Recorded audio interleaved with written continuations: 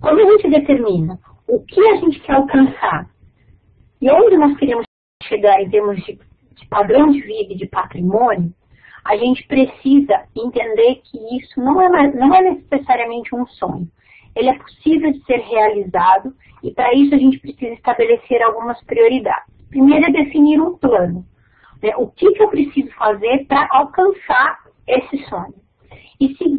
E o mais importante é conscientizar-se de que o que precisa fazer para que esse plano seja seguido. Eu deixei uma frase aqui bastante interessante. Não podemos nos tornar aquilo que queremos ser mantendo aquilo que somos. Se não houver um plano, algum tipo de sacrifício, algum tipo de situação em que nós tenhamos que nos preparar para alcançar esse futuro, nós não vamos conseguir. Então é muito importante a gente ter essa consciência de que algumas coisas terão que ser feitas.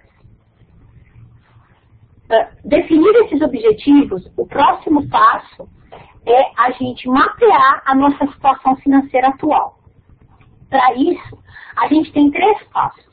O primeiro deles é levantar todas as nossas posses, é mapear todos os bens e todas as dívidas que a gente tem. Como se fosse uma empresa, mapeando todos os ativos e todos os passivos. A gente vai mapear todos os bens e, na hora de mapear as dívidas e também os bens, não esquecer de mapear as prestações. Muito cuidado com elas. Muitos de nós registramos, às vezes, que temos um bem, por exemplo, uma casa, mas ele ainda está sendo financiado. Então, nós podemos ter um bem completo ou um bem com uma dívida. E a gente precisa ter esse mapeamento muito preciso. Então, o primeiro passo é mapear tudo o que nós temos. O segundo passo é continuar esse mapeamento, só que agora indo para a ideia de um orçamento pessoal, mapeando as entradas e as saídas, ou seja, as receitas e as despesas. O primeiro passo é anotar as receitas, que são mais simples, porque geralmente nós temos uma, no máximo 2 fontes de renda. Pensando num casal, isso se amplia para 2 ou no máximo 3. Mas nós temos que mapear todas as despesas. Isso aí, pegue um caderninho e anote tudo que você gasta. Até os gastos mais simples, como um cafezinho, um suco que você toma num dia de calor, uma garrafinha de água, qualquer coisa que você gaste. Não apenas os gastos fixos como escola, aluguel, não. Todos os tipos de despesas têm que ser anotados. Porque esses pequenos gastos, quando somados, podem representar uma parcela bastante significativa da nossa renda. Já pensou se a gente toma 2 cafezinhos por dia? Se a gente colocasse um cafezinho que custa R$3, são R$6 por dia. Em 20 dias de trabalho, já são R$120.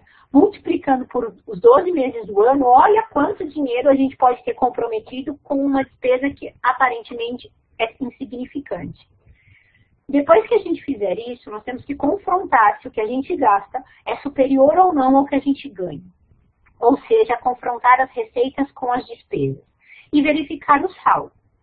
Se o saldo for positivo, muito bom. É hora da gente pensar em o que fazer com essa sobra. Se o saldo for negativo, é hora de cortar despesas. E é possível cortar despesas mesmo com um orçamento muito apertado. Né? Porque é possível. Geralmente a pessoa que gasta muito, ela tem despesas com cartão de crédito, despesas com cheque especial, e certamente, se ela conseguir reduzir ou até eliminar esse tipo de despesa, ela vai estar tendo um resultado financeiro bastante significativo nas suas contas, e se ela conseguir trocar, negociar essas dívidas de cartão de crédito, cheque especial por um empréstimo pessoal, ela tem 2 benefícios. O primeiro é que ela consegue diluir parcelas, pagando um pouco menos e, portanto, encaixando dentro do seu orçamento. E segundo, os juros dessa modalidade são menores. Então, a primeira coisa é que, ao mapear as dívidas, a gente tem noção do tamanho delas e dos juros que se pagam com elas. E, ao começar a cortar despesas, é possível verificar, tentar encaixar as suas despesas dentro da sua receita. O início desse planejamento financeiro, então, ele deve ser: para as pessoas que estão endividadas ou que gastam mais do que ganham, é muito importante, a gente tem que tapar o ralo de saída. Portanto, tentar eliminar as dívidas e ajustar as despesas de modo que caibam dentro da sua receita. Não é vergonha nenhuma e não é é o primeiro princípio básico das finanças pessoais. Nós temos que viver com o padrão de renda que a gente tem. Depois de eliminar as dívidas, ou se já está no estágio em que há sobra de dinheiro, a próxima etapa é poupar. Ou seja, é se preocupar em encher o caixa para que a gente tenha uma reserva para realizar sonhos. Como que a gente cria um fundo de reserva? Primeiro, a gente tem que fazer alterações na administração do orçamento familiar. Alguns gastos devem ser eliminados, mesmo para as famílias em que já não estão mais endividadas, é muito importante rever gastos, porque para que aumente a poupança, é preciso que alguns gastos sejam revistos. E aí, com isso, conseguimos aumentar a proporção do que é guardado. Cada corte de gastos deve ser discutido por todos os membros da família. É muito importante este item. Quando a gente põe a família participando da negociação dos gastos, ele dura mais tempo. Se o corte for unilateral, portanto, o membro que cuida do orçamento familiar decidir cortar os gastos, sem consultar e envolver a participação dos demais pessoas da família, isso pode durar muitos poucos meses, se não disser semanas, porque as pessoas não terão a predisposição de colaborar e às vezes elas nem estão sabendo do que está acontecendo. Todos devem ser convencidos que se todos colaborarem, a gente vai gastar energia para realizar um sonho de todos. Então isso é bastante relevante. Parece fácil de falar, é difícil de fazer. E aí eu pego uma frase de Gustavo Cerbasi, que é um consultor de finanças pessoais bastante conhecido. Enriquecer é uma questão de escolha pessoal. Para isso, tome a decisão de não gastar tudo o que ganha e invista com qualidade a diferença, seguindo um projeto pessoal de vida. Ou seja, essa frase resume tudo o que a gente falou até agora. Sim, ficar rico, ter poupança, é uma questão de escolha. Você escolhe o sacrifício que você vai fazer em termos de gastos e receitas. Manter-se no padrão que você quer, aí sim vai depender de conhecimento e de competência para conseguir multiplicar o que você juntou. Mas o primeiro passo para ser rico é juntar o dinheiro, é gastar menos do que ganha. E isso é uma questão de escolha pessoal, mesmo que pareça muito difícil. Agora vem uma dica pessoal. Mais do que traçar planos, é muito importante que a gente cumpra o que a gente decidiu. Senão a gente vai ficar sempre com aquela sensação de ano novo.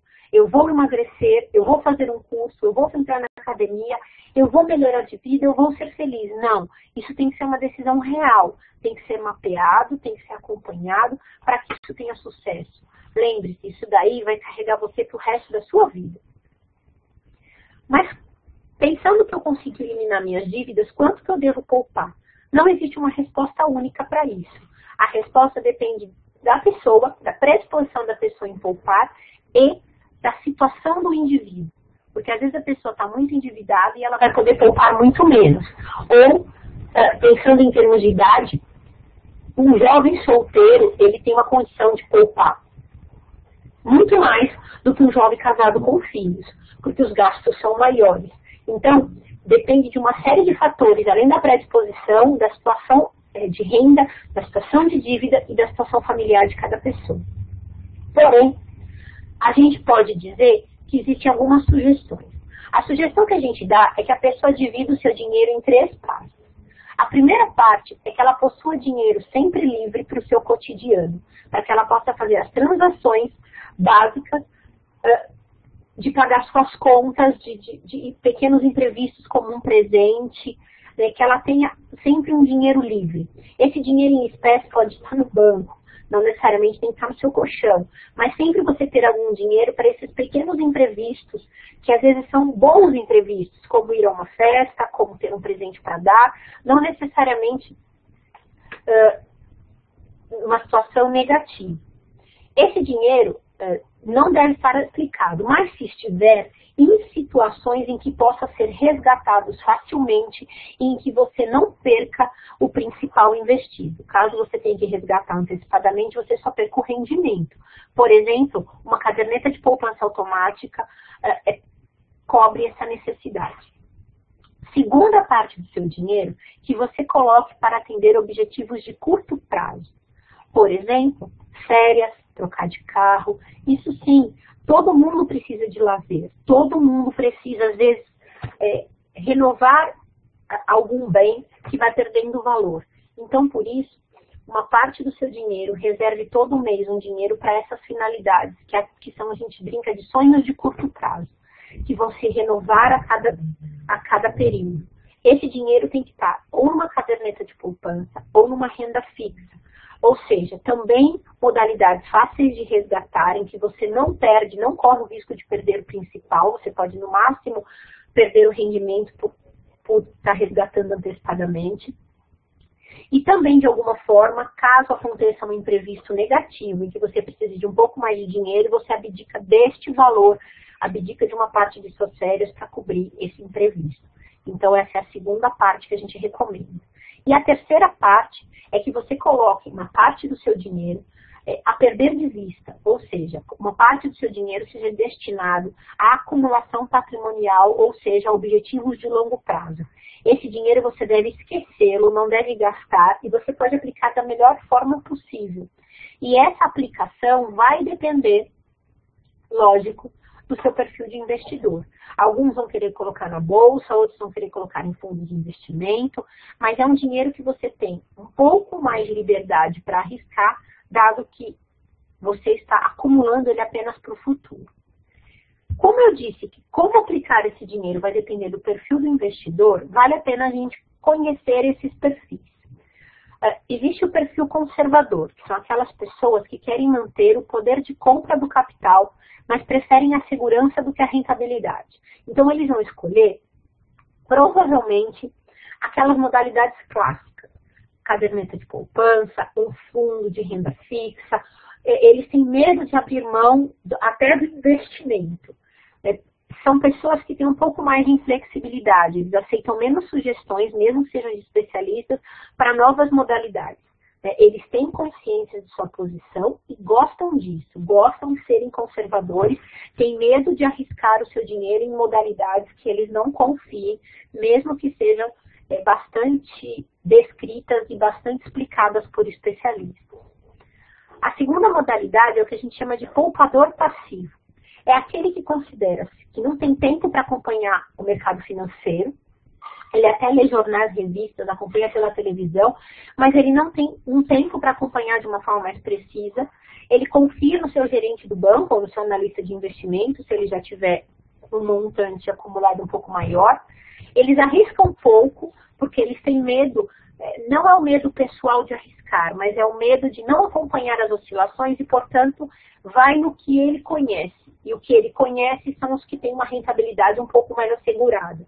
Eles buscam opções mais seguras, mas que garantam uma rentabilidade. Né? Esse tipo de investidor não quer perder dinheiro. Existe um perfil que a gente chama de próprio investidor. Já é a segunda fase do poupador. Ele já não se contenta com aquelas modalidades clássicas e ele já acumulou um certo capital que ele quer uma rentabilidade um pouco maior e, portanto, ele começa a se predispor a assumir riscos. Ele sabe que esse risco que ele vai assumir, ele vai ser diluído na importância do longo prazo. E aí é quando você começa a diversificar os seus investimentos pensando nisso. Ou seja, quando a pessoa já atinge aquele estágio de ter o capital nas três modalidades, ele já tem um dinheiro para o longo prazo e que ele já pode arriscar um pouco mais, porque esse dinheiro corre um pouco mais de risco no curto prazo, mas o longo prazo dilui esse risco e, portanto, pode assegurar uma rentabilidade maior e multiplicar mais rápido o seu patrimônio. Além do investidor, a gente tem o jogador, que a gente chama. É aqueles que gostam de arriscar, preferem investimentos de risco maior, não se preocupando tanto com curto ou com longo prazo. Né? Eles querem tentar arriscar para ganhar mais dinheiro. A ideia é ganhar sempre mais. Né? E com isso, como eles querem ganhar mais, eles sabem que vão assumir esse risco. Eles não são considerados investidores racionais, porque, na verdade, eles vão se acostumando com a adrenalina, com a sensação de poder e de aventura, e com aquela ideia de que, puxa, ganhei muito dinheiro hoje. É a ideia do hoje, de arriscar hoje. Então, são pessoas que a gente chama de jogador. A última modalidade de investidor é o especulador. é o investidor mais arrojado, é aquele que tende a aproveitar melhor o mercado financeiro. É aquele que assume risco, mas de forma controlada. Ele está de olho em todas as oportunidades de mercado e todas as modalidades de mercado. E ele procura separá-las da emoção. O especulador, ele é menos intuitivo. Né? Eles são intuitivos no sentido de que eles tendem a arriscar conforme a sua intuição e experiência de mercado. Mas eles são menos emotivos no sentido de que ele já tem a frieza de mercado para arriscar, porém arriscar com consciência, um pouco menos aventureiro que aquele jogador. Eles são flexíveis, eles aceitam dividir o dinheiro em várias modalidades para tentar ganhar o melhor em cada uma delas. São muito observadores e, portanto, analisam várias as tendências de mercado. E eles têm senso de oportunidade. Eles não têm medo de arriscar, mas é um medo consciente, porque eles têm uma parte do dinheiro em outras modalidades e caso ele perca numa, ele tem como compensar na outra. Então, o especulador, ele é considerado um investidor arrojado. Ele joga em alguns momentos, mas ele tem muita consciência em vários outros momentos. Além de entender o perfil do investidor, a nossa quarta unidade, ela fala do tempo. E o tempo é muito importante quando a gente pensa em dinheiro. Porque a gente que pensa em acumular bens, precisa estar consciente que tem um fator que nos limita, que não é só a nossa renda, é o tempo. Conforme o tempo passa, a gente vai ter menos tempo para acumular capital. Parece um trocadilho, mas é uma realidade. Biologicamente, a nossa vida é dividida em 4 fases. A infância, a juventude, a idade adulta e a velhice. Se a gente fosse considerar este perfil, a gente teria praticamente a idade adulta para acumular capital e parte da juventude, né? Porque uma boa parte da juventude a gente é somente estudante. Por isso, para efeito de acumulação de patrimônio, a gente tem 6 estágios, porque os 4 estágios biológicos, em termos financeiros, iam se reduzir a 1,5 estágio. Então, por isso, do ponto de vista financeiro, a gente tem 6 estágios de tempo. E esses 6 estágios são: primeiro estágio, período de crescimento e formação intelectual e profissional. Este período vai do nascimento da pessoa até o final da formação escolar formal.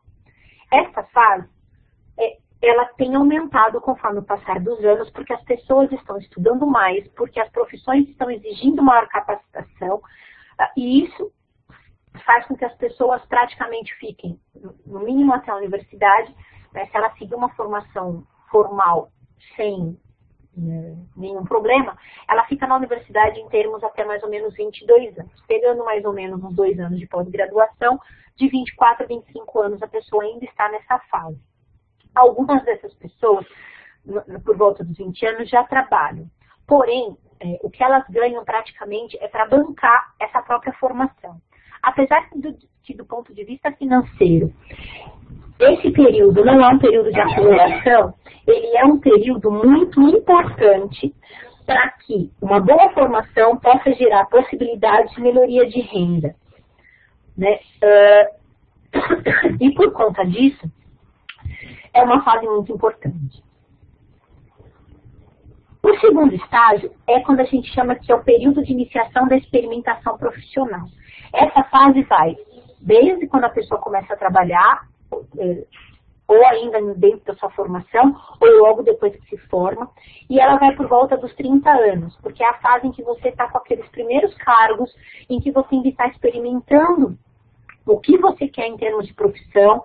É uma fase de muita incerteza, porque você não tem certeza ainda se é isso que você quer, qual será o seu futuro em termos de renda. É a fase em que você está começando a construir a sua carreira, não só do ponto de cargos, mas do ponto de vista de desejo pessoal. Apesar de tudo, já é uma fase que existe bastante gastos, porque existe ainda os gastos com a formação, e é uma fase em que se começa a acumular os primeiros bens, como o primeiro carro. Então, já se começa a ter a fase dos bens e das dívidas. É uma fase em que é muito importante que a conscientização de gastar menos do que ganha já exista, para que não haja uma piora em termos de dívida e de falta de consciência de reserva para as próximas fases. O terceiro período, a gente chama de capacitação profissional plena. Ele vai dos 30 até os 40 anos, mais ou menos. É a fase em que você, aí sim, você acumula uma alta produtividade no trabalho, uma alta criatividade, mas é uma fase de muitos gastos, porque é uma fase em que você constrói a sua família, que você tem seus filhos, em que você conquista os seus imóveis. É a fase do ter. Ter filhos, ter casa, ter família, ter que dar educação para esses filhos, ter carros. É uma fase de muitos gastos, mas é uma fase de que a alta produtividade faz com que você se dedique a ter mais cargos para ter mais renda. Então, por isso, essa é a fase em que precisa se ter muito cuidado para que não se gaste mais do que ganha. O quarto estágio, ele vai dos 40 até quase os 50 anos. É a fase em que você também tem maior experiência profissional, é uma fase que você, do ponto de vista de carreira, já está bem mais maduro e, portanto, já não tem aquela ansiedade por cargos, mas em termos de patrimônio, você tem muita preocupação, porque os seus filhos geralmente estão crescendo, os gastos aumentam, porque a formação profissional deles, você já está começando a prepará-la com uma formação em que vai além da escolinha, então é esporte, línguas, é uma série de cursos, e são coisas, conforme os filhos crescem, isso vai ficando mais caro, e as necessidades da família aumentam, então você tem uma ampliação dos gastos, uma renda até que estável, porém, a sua expectativa para juntar dinheiro começa a diminuir, né? Porque se aos 30 anos você pensava em acumular dinheiro mais ou menos até os 60, você tinha mais ou menos 30 anos para juntar dinheiro, aos 50 anos você pensa e fala, olha, eu vou trabalhar até os 65, eu tenho uns 15 anos para guardar dinheiro, então o tempo vai reduzindo as suas capacidades de ampliar seu patrimônio, né? E isso é bastante importante porque a expectativa de vida das pessoas está aumentando, então a gente vai viver, em média, até os 80, 90, né? Só que nem sempre, dependendo da profissão que a gente tem e da nossa experiência, da nossa capacitação, a gente não vai ficar no mercado de trabalho por tanto tempo. Então, de quanto eu ainda vou viver sem trabalhar e quanto eu preciso trabalhar para acumular um capital, começa a pesar muito nesse período. O quinto estágio é o estágio que você ainda está trabalhando, geralmente, você está encerrando a sua carreira. Ele vai dos 50 aos 60 anos, ou, às vezes um pouco mais agora, ainda mais, dependendo da profissão, dependendo do mercado de trabalho, dependendo da capacitação da pessoa, mas é a fase em que os sonhos profissionais já foram realizados. Essas pessoas já têm sonhos realizados, já têm uma consolidação profissional, provavelmente os filhos já estão encaminhados, ainda tem muitos gastos, mas são consequências das escolhas, mas os filhos teoricamente já estão encaminhados, a pessoa que teve filho com 30 já está com... Os filhos já estão perto de 25, 30 anos, e portanto esses filhos já estão encaminhados para o mercado de trabalho e estão iniciando a sua fase de acumulação. Então, é uma fase em que você já está bastante consciente e é uma fase em que você já está se preparando para desfrutar do que você acumulou. A última fase, né, é a fase da aposentadoria. É nessa fase anterior que a gente ainda está tratando, entre os 50 e 60 anos, em que você precisa se preparar realmente para a aposentadoria. Você precisa decidir quando parar e você precisa ter consciência que quando você parar, a sua renda vai cair. E você precisa estar preparado para que não seja surpreendido por esses efeitos negativos da queda da renda. Então, se você se preparou acumulando do capital, acumulando bens, fazendo uma aposentadoria complementar, você não vai estar se preocupando apenas com a aposentadoria do Estado, né, porque a previdência do governo, ela tem uma série de tetos e de que limitam muito a renda das pessoas. O último estágio é o período do usufruto, é o período em que você vai realmente se aposentar. A gente diz que ele começa aos 60 anos, mas em algumas profissões já são aos 65, aos 70. E é a fase em que você vai usufruir, você vai realmente descansar em termos de mercado de trabalho, mas você vai ter...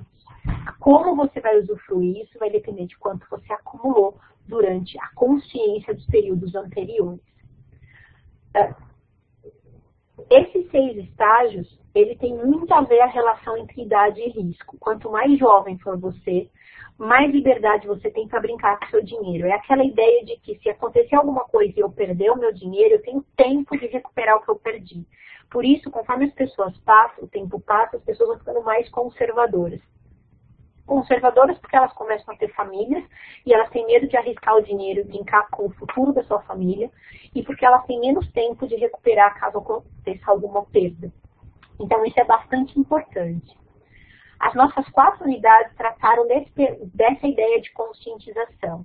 E aí eu deixo uma frase que se você melhora a sua vida, o seu negócio e o universo à sua volta, melhorando a si mesmo. Então, se você se preocupar com o seu futuro, com a sua capacidade, com a sua preparação, você vai melhorar além da sua vida, o seu negócio, a sua profissão, a sua família e o universo à sua volta. Caso vocês tenham alguma dúvida, por favor, entrem em contato no fórum e nós estaremos esperando vocês lá. Bons estudos e até a próxima conferência.